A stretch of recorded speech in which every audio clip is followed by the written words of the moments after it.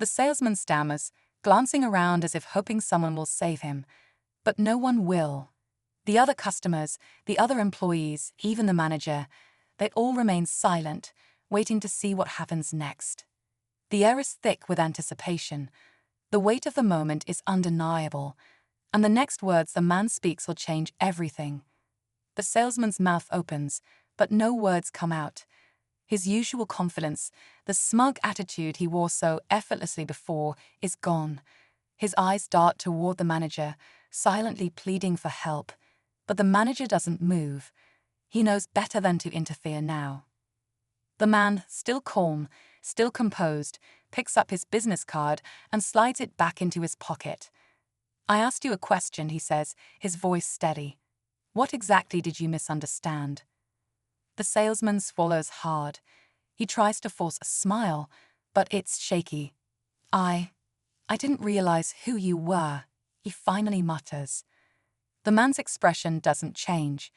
"And if I wasn't the owner?" he asks, his gaze sharp. "Would I still be standing here, being ignored? Would I still be someone who doesn't belong in this store?" The question lands like a punch, and for the first time, real fear flickers across the salesman's face. But before he can respond, something unexpected happens. The glass door of the boutique swings open, and another man walks in, a tall, sharply dressed gentleman with an air of authority. His presence immediately shifts the atmosphere. The employees recognize him instantly. He's not just another customer. He's the regional director of the company, the one responsible for overseeing all the stores in this district. He walks in with purpose, his eyes scanning a room until they land on the man standing at the counter. Then, with a knowing nod, he strides forward and extends his hand. "Sir, I wasn't expecting you here today," he says with a polite but cautious smile. "It's an honor to have you visit this location." The salesman stiffens, the last bit of color draining from his face. He watches in horror as the owner firmly shakes the director's hand, the two exchanging a look that says more than words ever could. The customers, now completely invested in the unfolding drama, glance at each other, some whispering. The salesman sees the way they're looking at him now, not with admiration or respect, but with quiet judgment. The owner turns back to the director. "I was just experiencing the customer service at this location," he says smoothly. "It's been enlightening." The director's jaw tightens slightly, but he quickly masks it with a nod. "I can imagine," he replies. Then, after a brief pause, he turns to the manager. "We need to have a conversation, immediately." The manager nods, but the owner isn't done yet. He looks at the salesman one last time, his expression unreadable. "Tell me," he says, his voice quieter now, but no less powerful. "Do you think I should trust my customers to someone who judges them before they even speak?" The salesman has no answer. And now, for the first time, he understands. His fate is no longer in his own hands. The salesman stands frozen, his hands gripping the edge of the glass counter as if it might hold him up. His mind races for a way out, some excuse, some explanation that could undo the last few minutes, but there is none. The truth is already out. And now, with the regional director standing there, waiting for the owner's response, he knows his time is up. The owner watches him for a long moment before finally speaking. "You know," he says slowly, "I built this brand on more than just luxury. I built it on respect, respect for the craftsmanship, respect for the customers, respect for the experience."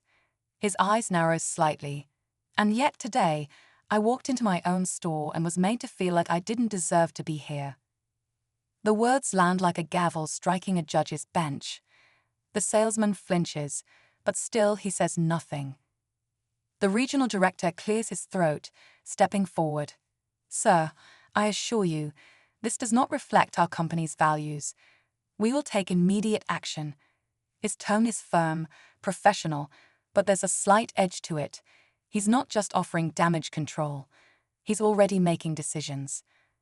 The owner nods slightly, then turns back to the salesman. "Tell me something," he says. "If I had walked in wearing a different suit, driving a different car, would you have treated me the same way?" The salesman stares at the floor, He doesn't answer, but he doesn't need to. Everyone in the store already knows the truth. Then, just when it seems like the moment couldn't get any more intense, the owner does something unexpected. He reaches into his pocket once more, not for his business card this time, but for something smaller, a watch. A beautiful custom-made timepiece with a sleek, unique design. He places it gently on the counter, and the entire room goes silent. The regional director glances at the watch, then at the owner, his eyes widening slightly. He recognizes it. It's not just any watch, it's a prototype. A brand new model, not yet released to the public. The owner taps the glass case. "This store was supposed to get the first shipment of these next month," he says calmly. "I came to see if it was ready for that kind of responsibility. And now," he trails off, letting the weight of his words hang in the air. The salesman looks like he might collapse. The realization is sinking in. This isn't just about his job anymore. His actions have put the entire store's future at risk. The owner lets out a quiet sigh, then finally steps back. "I think I've seen enough," he says. The regional director nods sharply. "Understood, sir." He turns to the manager. "We'll handle this immediately." The owner picks up his watch, slides it back into his pocket, and glances at the stunned faces around him one last time. Then, without another word, he turns and walks toward the exit. The glass doors swing open, the sunlight catching the emblem on his key fob as he steps outside. The salesman watches him go, knowing that nothing will ever be the same again. The glass doors shut behind the owner, leaving the store in complete silence. No one dares to speak. The salesman, who had been so sure of himself just minutes ago, now stands motionless, his face pale. He doesn't need to be told what's coming. He knows. His career at this boutique, the one he had prided himself on, is over. The regional director turns to the manager, his voice low but firm. "I want a full report on this incident," he says. "We need to make sure this never happens again." The manager nods quickly, his usual confidence shaken. He had let this happen under his watch, and now the consequences were unavoidable. The other customers, still lingering in the store, exchange quiet glances. Some look disappointed, others uncomfortable. But one thing is clear: the energy in the boutique has completely shifted. What was once a place meant to exude exclusivity now feels tainted by what just happened. The older gentleman who had spoken earlier finally steps forward, adjusting the cuff of his suit. He looks directly at the salesman, shaking his head. "You might have just cost this store more than a sale," he says. "You cost it its reputation." Then, without another word, he walks toward the door and leaves.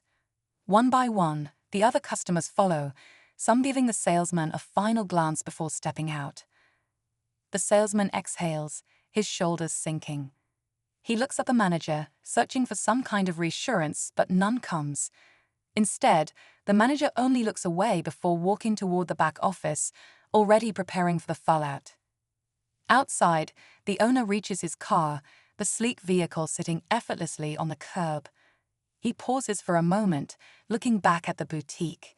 He had built this company with a vision, and today had been a reminder of why that vision mattered. It wasn't just about selling luxury items, it was about who was welcomed into the experience. He unlocks the car, the soft chime breaking the quiet moment. As he slides into the driver's seat, his expression remains unreadable. But one thing is certain: change is coming. And for those who refuse to see beyond their own assumptions, there may not be a place for them in the future. With that final thought, he starts the engine, the soft hum filling the air. Then, without hesitation, he pulls away, leaving the store and the lesson learned behind. Imagine walking into a store, excited to browse, only to be met with judgment instead of service. That's exactly what happens in today's story. A well-dressed black man enters a high-end luxury watch boutique, hoping to admire the craftsmanship of some of the world's finest timepieces. But before he even gets a chance to look around, a smug salesman eyes him up and down and immediately makes a decision. This man doesn't belong here. Instead of offering a warm welcome, the salesman smirks and barely hides his disdain. "Are you lost?" he asks, his tone dripping with arrogance. The man raises an eyebrow, but stays calm. He asks to see a particular watch, a rare model kept behind the glass display, but the salesman laughs. "That one? That's for serious buyers," he says, dismissing him with a wave. He doesn't even offer to take it out. Instead, he turns his attention back to another customer, someone he assumes actually has the money to buy. Other shoppers glance over, sensing the tension. Some look uncomfortable, while others pretend not to notice. The man, however, remains composed. He knows something the salesman doesn't, but instead of revealing the truth right away, he decides to let this play out. Minutes pass, and the salesman continues ignoring him, acting as if he's invisible. The man walks around, taking in the store, observing every detail: the lighting, the decor, the way the employees interact with customers. He's been here before, just not as a shopper. Then, with a knowing smile, he reaches into his pocket and pulls out something that will change everything. The salesman, still oblivious, barely glances at him. But when he finally sees what's in the man's hand, his face goes pale. In a single moment, the energy in the room shifts. The same man he looked down on, the one he refused to serve, isn't just another customer. He's someone with more power than he ever imagined. And now the salesman is about to learn a lesson he won't forget. What happens next? Will he try to backtrack? Will he apologize? Or is it already too late? Stay tuned, because what's coming will leave everyone in that store stunned. The salesman's confident smirk disappears the second his eyes land on the object in the man's hand. A sleek, black key fob dangles between his fingers, the unmistakable emblem of an ultra-luxury car brand catching the light. It's not just any car. This is the kind of vehicle that only the wealthiest individuals own, the kind that costs more than most people's homes. For the first time since he walked into the store, the man sees a flicker of uncertainty in the salesman's expression. It's quick, almost unnoticeable, but it's there. Still, the salesman hesitates, his pride refusing to let him acknowledge that he might have made a mistake. He forces out a chuckle, trying to act like nothing is wrong. "Nice car," he says, his voice slightly less arrogant, but still laced with doubt. "Must be a rental, huh?" The man doesn't answer. Instead, he tilts his head, studying the salesman, as if trying to decide whether to correct him or let him continue digging himself deeper. The other customers are watching now, their curiosity piqued. Even the store manager, who had been occupied in the back, notices the shift in energy and steps forward. The man finally speaks, his voice calm but firm. "You assumed I couldn't afford to be here," he says, holding the salesman's gaze. "You didn't even ask what I wanted before deciding I wasn't worth your time." The salesman shifts uncomfortably, but before he can respond, the manager steps in. "Is there a problem here?" he asks, looking between them. The salesman quickly tries to regain control of the situation. No problem," he says, forcing a smile. "I was just explaining to our guest that we only show certain pieces to serious buyers." The man raises an eyebrow. "And how do you decide who's a serious buyer?" His tone isn't confrontational, but it carries weight, making the manager pause. The air in the room feels heavy now, thick with unspoken tension. The salesman opens his mouth, but no words come out. He knows there's no good way to answer that question. The customers who had been pretending not to listen are now fully engaged, waiting to see what happens next. The manager, sensing something bigger at play, clears his throat. "Sir, if there's been any misunderstanding, I sincerely apologize. Of course, we'd be happy to assist you." But the man doesn't move. He simply watches them, letting the silence stretch. He's not here for an apology. He's here for something much bigger. But the man doesn't move. He simply watches them, letting the silence stretch.